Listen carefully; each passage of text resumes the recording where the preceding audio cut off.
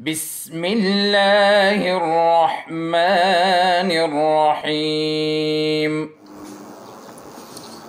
बिस्मिल्लाहिर्रहमानिर्रहीम। Okay students, आज हम क्लास 7 फिज़िक्स चैप्टर नंबर 2 जिसका टाइटल है डिस्पर्शन ऑफ लाइट। आज का हमारा टॉपिक है टोटल इंटरनल रिफ्लेक्शन।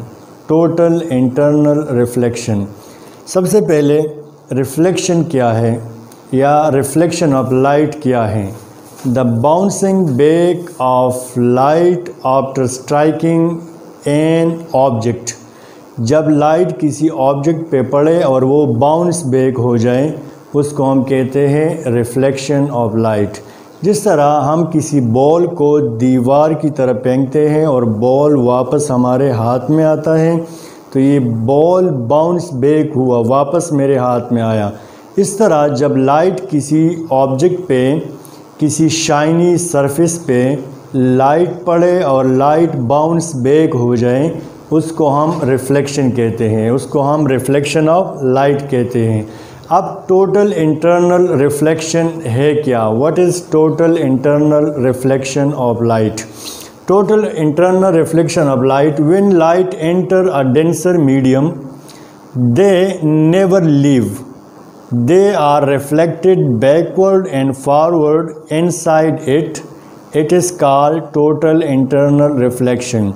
जब लाइट किसी डेंसर मीडियम में एंटर करें और एंटर करने के बाद ये लाइट उस मीडियम से बाहर ना जाए बल्कि उस मीडियम के अंदर बैकवर्ड और फॉरवर्ड मूवमेंट करें, बार बार उस मीडियम में बाउंस बैक यानी होता रहे, इसको हम कहते हैं टोटल इंटरनल रिफ्लेक्शन। जब लाइट किसी डेंसर मीडियम में एंटर करें, एंटर करने के बाद ये लाइट उस मीडियम को लीव ना करे, उसको ना छोड़े, बल्कि उसी मीडियम के अंदर रहें और बार बार बैकवर्ड एंड फॉरवर्ड मूवमेंट करे, बाउंस बैक होता रहे। इस प्रोसेस को हम कहते हैं total internal reflection. Let's say हमारे पास 2 मीडियम है, एक ग्लास है, दिस इज़ अ ग्लास, ठीक है, ये डेंसर मीडियम है, ये क्या है? Denser medium. दूसरा मीडियम एयर है, ये रेयर मीडियम है, हल्का मीडियम है, और ये ग्लास डेंसर मीडियम है। अब अगर यहाँ इस ग्लास के अंदर हमने कोई ऐसी बॉडी रखी है जिससे लाइट इमिट हो रहा है, तो देखिए लाइट यहाँ से रिफ्रैक्ट हुआ, यहाँ से इस बाउंड्री से रिफ्रैक्ट हुआ, this is called incident angle. इसे हम क्या कहते हैं? This is called incident ray. इससे पहले लेक्चर में हमने पढ़ा था कि व्हाट इज़ इंसिडेंट रे। ये इंसिडेंट रे है, जब ये इस बाउंड्री के साथ स्ट्राइक करेगा तो ये रिफ्रैक्ट हो जाएगा एयर में। जिस angle and this angle 2 is called angle of incidence and this angle is called angle of refraction. Okay, अब अगर इस एंगल को मैं थोड़ा सा ग्रेड कर लूँ, ज़्यादा कर लूँ, इस एंगल को मैं इंक्रीज़ कर लूँ, तो देखिए यहाँ से लाइट इंसिडेंट हुआ, रे इंसिडेंट हुआ, बाउंड्री के साथ स्ट्राइक करने के बाद ये एंगल ये रे रिफ्रैक्ट हुआ, लेकिन ग्रेटर एंगल के साथ। यहाँ पे एंगल क्या है? ग्रेटर है, ठीक है, एंगल ऑफ रिफ्रैक्शन क्या है? ग्रेटर है। इससे ये एंगल ग्रेटर है, ये भी एंगल ऑफ रिफ्रैक्शन है, ये भी एंगल ऑफ रिफ्रैक्शन है, लेकिन ये एंगल ऑफ रिफ्रैक्शन इस एंगल ऑफ रिफ्रैक्शन से ग्रेटर है। क्यों ग्रेटर है? क्योंकि यहाँ पे ये एंगल ऑफ इंसिडेंस इस एंगल ऑफ इंसिडेंस से ग्रेटर है। अगर हम एंगल ऑफ इंसिडेंस को ज़्यादा कर ले तो यहाँ एंगल ऑफ रिफ्रैक्शन भी ज़्यादा हो जाएगा।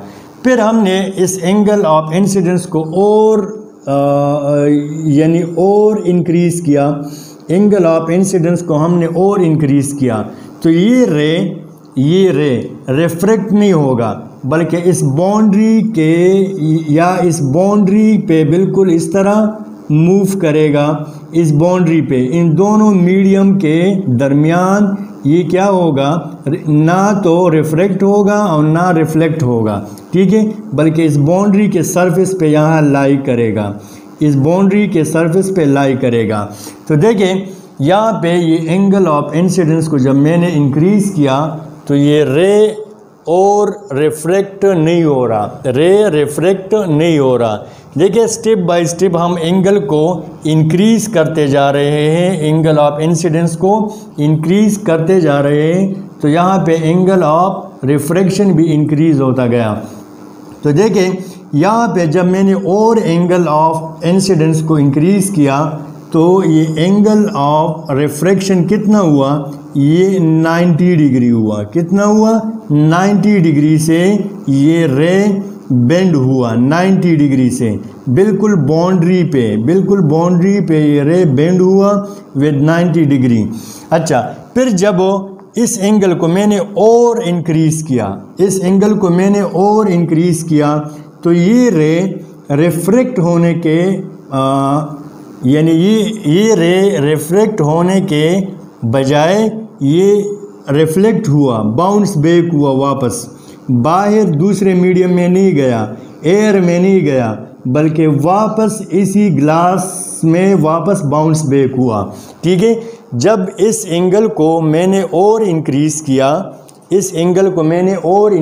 किया, तो ये वाला रे जो है ये इस यानी एयर मीडियम में या एयर में रिफ्रैक्ट होने के बजाय ये वापस इसी ग्लास में बाउंस बैक हुआ। तो इस प्रोसेस को जिसमें एक रिफ्रैक्टेड रे वापस बाउंस बैक हो जाए, this process is called total internal reflection, जिसमें ये रे उस मीडियम को लीव ना करे, उस मीडियम को ना छोड़े, बल्कि उसी मीडियम में वापस बाउंस बैक हो जाए। This process is called total internal reflection. यहाँ पे ये angle of incidence and angle of reflection ये दोनों इक्वल होंगे। एंगल ऑफ इंसिडेंस जिसको मैं Q1 से शो कर रहा हूँ, एंगल 1 से शो कर रहा हूँ, और एंगल ऑफ रिफ्लेक्शन को एंगल 2 से, ये दोनों इक्वल होंगे। अब ये क्या है एंगल C, इसको हम कहते हैं क्रिटिकल एंगल। इसे क्या कहते हैं, क्रिटिकल एंगल।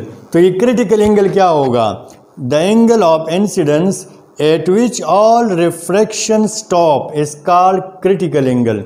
वो एंगल जिस पे रिफ्रैक्शन स्टॉप हो जाए। अब यहाँ पे रिफ्रैक्शन स्टॉप हुआ ना, रिफ्रैक्शन नहीं हो रहा, ये रिफ्रैक्शन यहाँ पे नहीं हो रहा।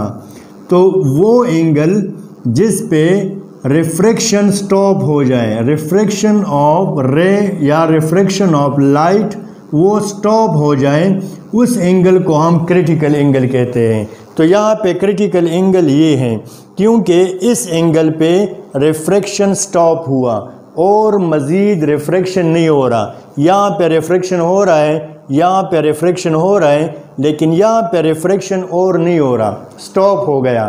तो इस एंगल की वजह से और रिफ्रैक्शन नहीं हो रहा। So this angle is called critical angle. The angle of incidence at which all refraction stop is called critical angle. तो ये हमारे पास क्रिटिकल एंगल है। फिर जब इस एंगल को मैंने और इंक्रीज़ किया, इस क्रिटिकल एंगल को मैंने और इंक्रीज़ किया, तो ये रे रिफ्रैक्ट होने के बजाय रिफ्लेक्ट हुआ, बाउंस बैक हुआ। तो इसको हम कहते हैं total internal reflection. This is called total internal reflection. Total internal reflection आजकल बहुत ज़्यादा इम्पोर्टेंट है। जिस तरह ऑप्टिकल फाइबर में भी टोटल इंटरनल रिफ्लेक्शन होता है। फिर ऑप्टिकल फाइबर को हम मैनी पर्पसेस के लिए यूज़ करते हैं। टेलीकम्युनिकेशन में भी उसको यूज़ करते हैं, मेडिकल साइंसेज में भी उसको यूज़ करते हैं। So total internal reflection is an important phenomena in physics. Okay student, इसको रीड कर ले अपने बुक में, नीट कॉपी में या नीट पेज पे इसको लिख लें और व्हाट्सएप ग्रुप में शेयर करें। कोई क्वेश्चन हो आप पूछ सकते हैं। इंशाल्लाह नेक्स्ट वीडियो के साथ दोबारा हाजिर होंगे। तब तक के लिए अल्लाह हाफिज़। अल्लाहुम्मा وانفعنا بما علمتنا وعلمنا ما ينفعنا وزدنا علما.